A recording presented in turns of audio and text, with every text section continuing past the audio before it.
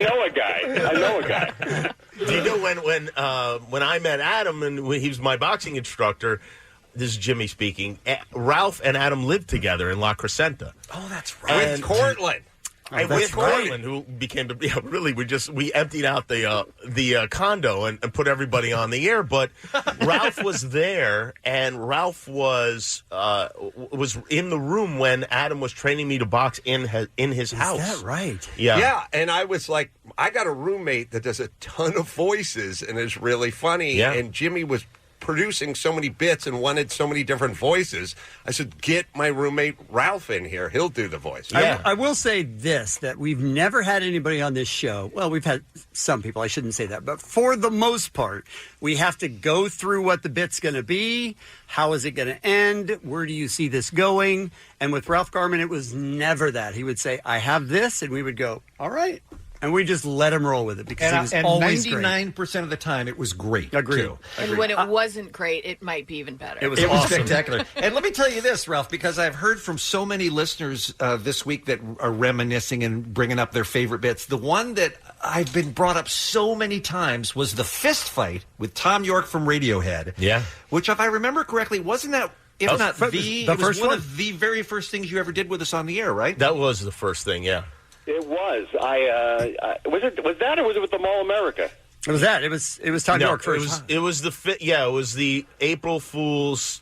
Kevin, we pretended that Tom York was in studio. Radiohead was playing in town that night. Universal, right. Ralph played Tom York. Oh, right. And by the way, Ralph did a lot of studying, so he answered the questions as Tom York actually would have. Mm-hmm. And this is before everyone really was on the internet, you know? Yes. And the listeners it's funny because that prank turned into a prank on you, Kevin. Oh, yeah, I know. Because it seemed like it would be a funny prank. And the prank was that Kevin got in an argument with Tom York, in the course, which was actually Ralph Garman. And then he punched him in the eye, and the concert had to be canceled. Oh, no. And even the fight was between me and Bean. Yeah. Oh, it was Bean. Yes. But even the record company called afterwards and went, what's going on? Why is our artist there and we don't know about it? Yeah, because Bean kept making fun of Tom's wonky eye. Right. And Tom got so incensed, he started to throw some blows at Bean's direction, and the concert had to be canceled, yeah. Oh, my God, that was amazing. And everyone was mad. Everyone loved us. Really mad. Really loved us. And I'm going to go against the advice of counsel and against the advice of our program director and general manager at K-Rock, past and present, and say the single greatest moment in the history of the Kevin and Bean Show was Ralph Garman talking to Jacques Chirac, the president of France. Yes, indeed. The greatest moment, and I know I'm taking the whole show down with me here, Kevin. I'm burning it down because I know we're not allowed to bring it up. What do you care? What are they going to do? I know. What are they going to do? I know we're not allowed to bring it up. But Ralph, no, hold on. We weren't allowed to bring it up with the last company. With you on the phone, Ralph, your thoughts of, and if you could set up that the idea behind that morning. Well, yeah, it was, it was a tense time in international relationships between France and America because this was during the time when we were still investigating whether Saddam Hussein had weapons of mass destruction or not. And the French were saying we should wait for the NATO inspectors to do their job. And America was saying, no, we're going to go in there and bomb the crap out of this guy. And so we, in our infinite wisdom, thought it would be great to have a French legend, icon, Jerry Lewis, call random people in Paris and try to sway them to the American way of thinking. And we thought the best way to end the segment would be to try to call the presidential palace and talk to the president, Jacques Chirac. Which was in the yellow pages, or like we just found it someplace. It wasn't I think it was on the back of a bus. Could have been. That's where we thought it was an ad saying, "Want to talk to Jacques Chirac?" Or a bathroom stall. I don't know. Call 1-800-million.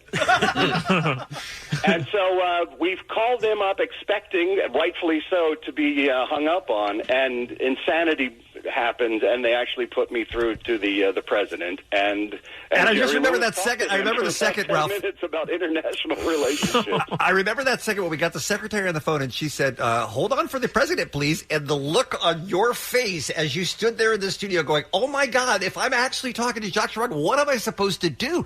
And it was so, like you said, you talked for 10 minutes on the phone with this guy in the voice of Jerry Lewis, and never broke character. And I know that you were thinking you could yuck it up and make a joke and stuff, but I mean, what was going through your head that you didn't want to cause an international incident or what? Exactly. I didn't want to be the guy that started the war with France. So I decided to try to play it as straight as I could without getting too ridiculous because my fear was that, something could actually go bad. And, of course, it did.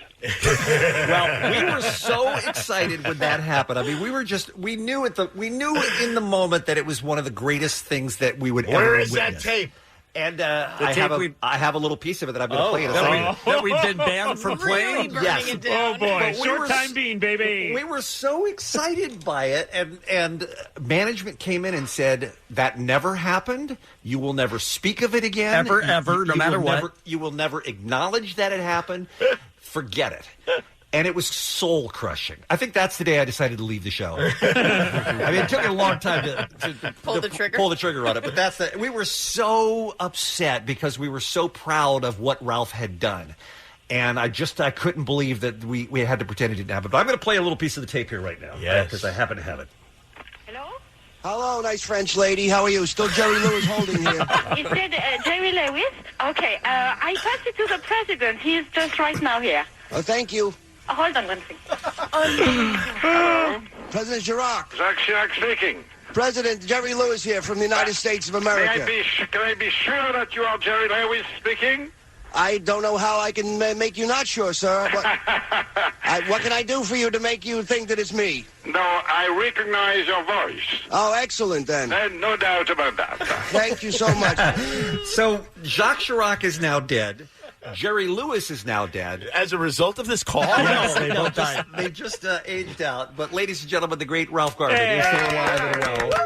And you can find him at theralphreport.com. You can subscribe. It's very cheap and very good on Patreon. Ralph, this would not have felt like a complete celebration without having the opportunity to thank you for your many, many years of service on the show. We owe a lot of our success to you, and I'll definitely be mentioning you in the Hall of Fame speech tomorrow night. Well, I got to tell you, sir, I mean, and I think Jimmy and Adam can both attest to this, is that you guys were always egoless when it came to giving us room to do our stuff, and you were more than willing to share the spotlight and give up your time and energy and let us get out there and do what we did with no concern about how much airtime we were taking up. If it was funny, you guys put it on the air, and I know very few people, not only in radio, but in the entire entertainment industry, who have that little ego just for the sake of making the best product they can make. And it was remarkable, Bean, how you would share your airtime with folks like myself. Why, like I said earlier, why not let people who are more talented than we are do the hard work on the show? That's just how I look at it. We look good when the show is good. So, well, a lot of guys have egos that don't think that way, and you guys were always remarkable to me, and I thank you so much for all the opportunities you guys gave me. You bet, man. Thanks for calling in. Continued success. Let's keep in touch, okay? Listen, best of luck in your next adventure, sir. I'm looking forward to good things for you, okay? Appreciate it. Bye-bye now. Ladies and gentlemen, the great Ralph Garman. everybody.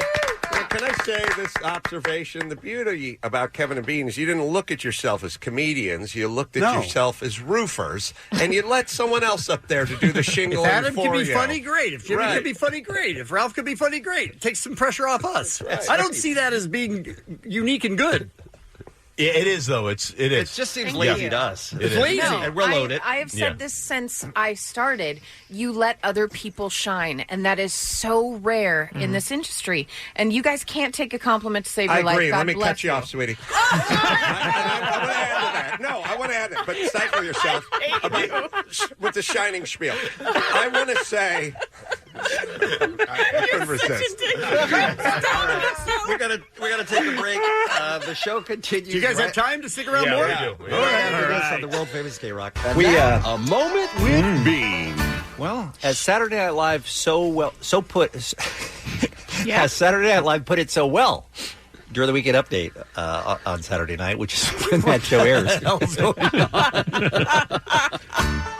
That was a moment with Bean. here's number 7. And now a moment with Bean. Would you have ever expected after the Key and Peele that What? after the Key and Peele years that Jordan Peele would go off to Key and Peele years. What did I say? Key and P? Oh no. That was a moment with Bean. We're time to squeeze in one more. One more. Sure. And now, a moment with Bean. He has a mild case of asthma, and he ended up being in the hospital as a result of an asthma attack. He could have died had he not gotten to the hospital in time. They had to do that emergency thing where they, whatever it is, they put on you to bring your breath back or whatever. But it's probably not the best description. That was a moment with Bean. To be fair, the last one was Ralph doing Bean. Right, thank you. Thank you, Adam. I appreciate that. Let's talk to Gills right now. I think that's the name on line 6, please. He's calling us from Westwood. He's been very patiently holding on. Jimmy Kimmel is here, Adam Carolla as well. It's the farewell Bean part of the Kevin and Bean show, although the rest of the show will continue going on. Gills, thank you for calling. What's going on, man? Morning, party people. I just wanted to call in and, first off, to wish Bean well on his new journey. Pretty much when I think of the collage of sound memories of growing up in Southern California, in L.A., I think of your guys' show. I think of early 2000s, having a tough time in middle school, being bullied, and then my mom driving me to school and hearing Santa Carl, making jokes and stuff like that. I miss Carl Malone when he used to come in and do that. Yeah. Who did that character? Who was that did that? I don't know. I think his name was like Jim Jones or something. I don't know. Yeah, it might was have been Jim Jones. Yeah. It was Jensen who did that. No, I think it was Poor Man. Oh, it was Poor Man. Yeah, right. Yeah, the Santa Carl was a show that we looked forward to so much every single year. I mean, that's show.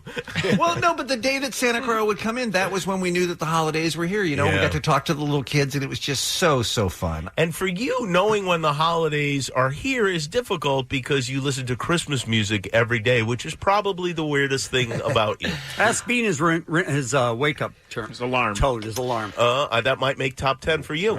No, please. I've done much worse. My alarm that goes off in the morning is the Chipmunks Christmas song. That's the very first sound I hear every day. Oh, my God. And I will tell you, and this is a fun Bean fact for you. And by the way, then let's go to line 7 and say hi to our friend Annelle. But this is a fun fact. I cannot afford to move my entire music collection with me to England. It's very expensive to move to Europe. So I've decided I'm going to leave my CDs behind for now, except I couldn't leave without my Christmas music. Carolla, you built the shelves. My Christmas CDs are on. You remember how many I have. I'm moving 3,300 Christmas CDs. He's a psychopath. Most of those songs are terrible. I built the shelves in his old house that held like 9,000 CDs. And I remember Bean said to me once, because I never quite finished a job, he said, Adam, you're one of those 95%ers who never quite finishes a job. And I said, I'm a 75%er who gave you an extra 20%. So buzz off. Yes, 3,300 Christmas CDs are on their way to Britain right now for me to enjoy when I get there. All right, let's say hi to Annelle Rivers. He is on line 7 from Los Angeles here on the Kevin and Bean Show. He is a personal friend and frequent guest on the show over the years. Annelle, how are you? Oh, man, listen, I may not be on that Mount Rushmore of guests, but I'm definitely in the parking lot selling bootleg T-shirts. 2 for $5, I'm saying? I'll let your boy, how I do. Annelle is a guy who has filled in many, many times on the, the Showbiz Report or whatever we're calling it. And do you remember his sound effect in between stories? Yeah, it was me. Holla! There it is. Annelle, how did you become K-Rock's first ever African-American listener? Do you remember? I believe I was on a singles party, man, in Lake Tahoe. And I was on a patio. And you know how it is, man. I was holding, as I do. And, yeah, man, we were outside the patio hanging out, and I came across you. And I remember telling you, I said, Bean, you need a black friend. And you basically looked at me and said, okay. And the beautiful friendship was born there. I mean, honestly, you could use a white friend, too. He needed any friend. Just a friend. One of the reasons I moved to New Orleans and now was because Seattle was too goddamn white. I'm so over white people, and I couldn't take it anymore, so I had to move to New Orleans so I could hang out with some brothers. Hey, welcome to my world, bro.